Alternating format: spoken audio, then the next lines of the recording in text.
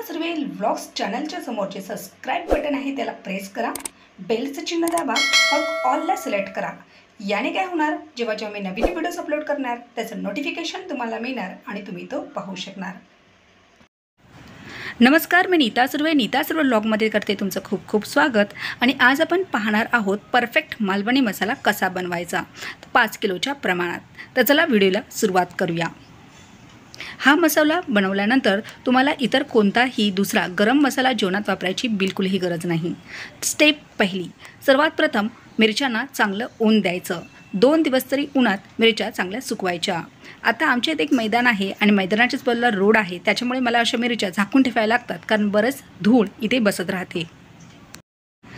Step दुसरी, मिरच्यांचे जे देठ आहेत ते टोपीसकट आपल्याला काढायचे आहेत। जर टोपीसकट नाही काढले तर मसाल्याला एक प्रकारचा कडवटपणा येतो। मिरच्या सुकवल्यानंतरही तुम्ही देठ काढू शकता किंवा मिरच्या सुकवायच्या आधीसुद्धा तुम्ही देठ काढू शकता। शक्यतो घरात लहान मुलं असतील, कोणी आजारी व्यक्ती असेल तर तुम्ही सुकवण्याआधीच म्हणजे मार्केटमधून मिरच्या आणल्या आधी देठ काढा आणि मग सुकवा, कारण सुकवल्यानंतर देठ काढताना खोकला येतो। 4 प्रकारच्या मिरच्या मी वापरते मसाला बनवण्यासाठी। ही आहे काश्मीरी मिरची। काश्मीरी मिरची ही थोडी चपट असते, सुरकुतलेली असते, डार्क लाल रंगाची असते। याने मसाल्याला रंग खूप चांगला येतो। खास रंग येण्यासाठी या मिरच्याचा वापर करतात। ही आहे पांडी मिरची, जिला गुंटूर मिरचीसुद्धा म्हणतात। ही तिखटाला थोडी कमी असते लवंगीच्या मानाने। लवंगी मिरची, मसाल्याला खास तिखटपणा येण्यासाठी लवंगी मिरचीचा वापर केला जातो। ही आहे बेडगी मिरची। बेडगी मिरची आणि शंकेश्वरी मिरची जसं दिसायला थोड्याशा सारख्या दिसतात, पण ह्या दोन्ही मिरच्या वेगवेगळ्या आहेत। मी बेडगी मिरचीचा वापर करते। काही लोक बेडगीच्या जागी शंकेश्वरी मिरचीसुद्धा वापरतात। तर बघा, मिरची अशी सुकली पाहिजे की पटकन तुटली जाईल। तर ह्या मिरच्या आता चांगल्या सुकलेल्या आहेत। स्टेप तिसरी, गरम मसाल्याची तयारी। यामध्ये धने, जिरे, काळी मिरी, लवंग असे जे मसाले आहेत ते व्यवस्थित साफ करून घ्यायचे। इथे मी बघा मसाला वेलची तुम्हाला फोडून दाखवत आहे। फक्त थोडंसं तोंड ओपन करून घ्यायचं, जेणेकरून भाजताना ती आतपर्यंत जरा चांगली भाजली जाईल। जायफळ आहे त्याचं फोडून घ्यायचं, हिंग आहे फोडून घ्यायचा, हळद आहे ते सुद्धा फोडून घ्यायचं।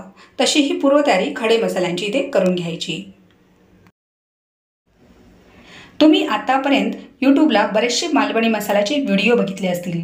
प्रत्येकजण वेगवेगळ्या प्रकारच्या मिरच्या वापरतं, कधी 2, कधी 4, कधी 3, कधी 5।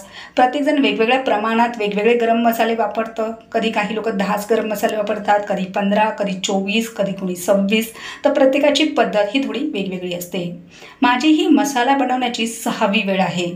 सुरुवातीला 2दा मी मसाला बनवला, तो परफेक्ट मला जमला नाही म्हणजे कधी तिखट व्हायचा, तर कधी गरम मसाल्याचा फ्लेवर नसायचा, तर कधी रंगच नाही यायचा। त्याच्यानंतर मी माझ्या मामी आहेत त्यांच्याकडनं एक रेसिपी घेतली आणि जे दुकानदार जिथे मी मिरच्या घ्यायला जाते त्याने सुद्धा मला हेल्प केली आणि एक परफेक्ट हा फॉर्म्युला एक तयार झाला, जो हा मालवणी मसाला मी विकते सुद्धा। परफेक्ट प्रमाणात बनवून हा तयार होतो। या आधीसुद्धा माझी एक व्हिडिओ आहे या चॅनलला, ती नक्की बघा, 12 किलोचा मालवणी मसाला। स्टेप चौथी, गरम मसाले साफ करून झाल्यानंतर ते सुद्धा उन्हात ठेवायचे आहेत। गरम मसाल्यांना मी फक्त एकदाच ऊन दिलेलं आहे आणि मिरच्यांना आतापर्यंत हे दुसरं ऊन आहे। तर 2दा मी मिरच्या उन्हामध्ये चांगल्या सुकवून घेतल्या आहेत। मिरच्या जेव्हा सावली पडल्यावर आपण घरी आणतो तेव्हा त्या पुड्यांमध्ये बांधून नाही ठेवायच्या, साधेपणानेच ते थंड व्हायला द्यायच्या, म्हणजे फॅन खाली त्या थंड करायच्या नाहीत। 4-5 तासानंतर किंवा दुसऱ्या दिवशी तुम्ही मिरच्या भाजू शकता। भाजताना थोडं तेल घालायचं, जेणेकरून मिरच्यांचा रंग हा बदलत नाही आणि त्यामुळे आपल्या मसाल्याचा सुद्धा रंग बदलत नाही। भाजताना काळजी ही घ्यायची आहे की मास्क लावायचा आहे, एक्झॉस्ट फॅन चालू ठेवायचा आहे, कारण मिरच्या भाजताना खोकला हा येतो आणि एकदम खमंग अशा नाही भाजायच्या आहेत। थोड्याशा अशा परतून घ्यायच्या, गरम करायच्या आहेत मिरच्या, कारण मिरच्यांना आपण चांगल्यापैकी ऊन दिलं आहे। तर चला मित्रमैत्रिणींनो, मी इथे 4 प्रकारच्या माझ्या मिरच्या भाजून घेते। मिरच्या आहेत भाजल्यानंतर मी बघा असे पेपर टाकलेत खालती, न्यूजपेपर, आणि त्याच्यावरती मिरच्या या पसरवल्या आहेत। ह्या साधीपणानेच आपल्याला थंड करायच्या आहेत, पंख्याखाली थंड नाही करायच्या आहेत। हे बघा मी कशा मिरच्या म्हणजे पसरवून ठेवलेल्या आहेत की जेणेकरून ते थंड होतील। आणि बघा मिरची कशी चांगली भाजली गेलेली आहे। मिरच्या तोडताना, मिरच्या सुकत घालताना बियासुद्धा खूप निघतात, तर बियासुद्धा थोडंसं तेल घालून हलक्याशा गरम करून घेऊया। आता थोडंसं मी तेल घातलं आहे आणि आपल्याला जो खडा हिंग आहे तो तेलामध्ये चांगला परतून घ्यायचा आहे। हिंग बघा कसा फुललेला आहे, हिंग असा फुलला पाहिजे। फक्त हिंग भाजतानाच आपल्याला तेलाचा वापर करायचा आहे। बाकीचे खडे मसाले आपण कोरडेच भाजायचे आहेत, तेल घातलं नाही तरी चालेल। तर बाजूला मी परात ठेवली आहे। एक एक मसाले मी आता भाजून घेणार आहे, खडे मसाले, आणि ते सुद्धा असेच पसरवून ठेवणार आहेत आणि याला साधेपणाने थंड करून घेणार आहे। तर हे आता तेल आहे म्हणूनच मी घातलं आहे, पण बाकीचे कोणतेही खडे मसाले भाजताना आपल्याला तेलाची गरज नाही। गॅस लो टू मिडियमच्या मध्ये ठेवायचा, सतत मसाले परतत राहायचे आणि एकदम खमंग असा सुगंध एक एक मसाल्याचा येईल, त्याचा रंग बदलेल तोपर्यंत ते भाजायचे आहेत। लक्षात घ्यायचं आहे की मसाले हे करपले नाही पाहिजेत।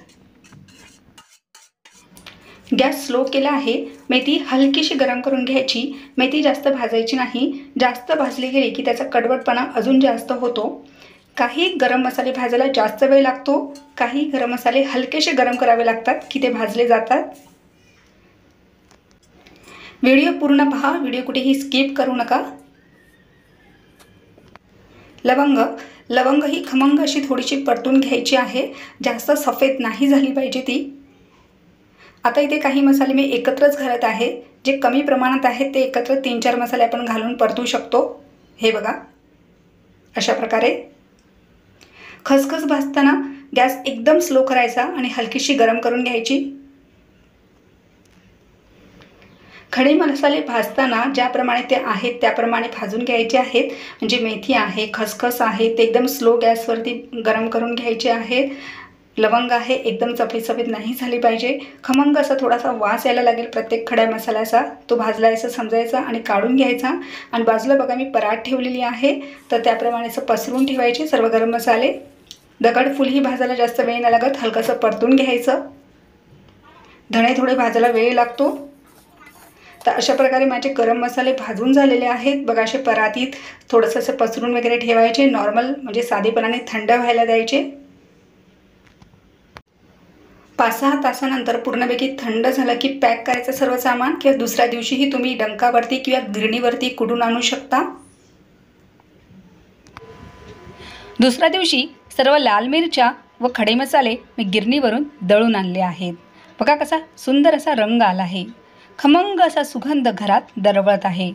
हा साठवून ठेवायचा मसाला आहे, त्यासाठी ह्याच्यात मी खडे हिंग टाकले आहेत। 4-5 खडे हिंगाचे तुकडे टाकले की मसाला हा चांगला टिकून राहतो। रोजच्या वापरातला मसाल्याचा डब्बा हा वेगळा ठेवायचा।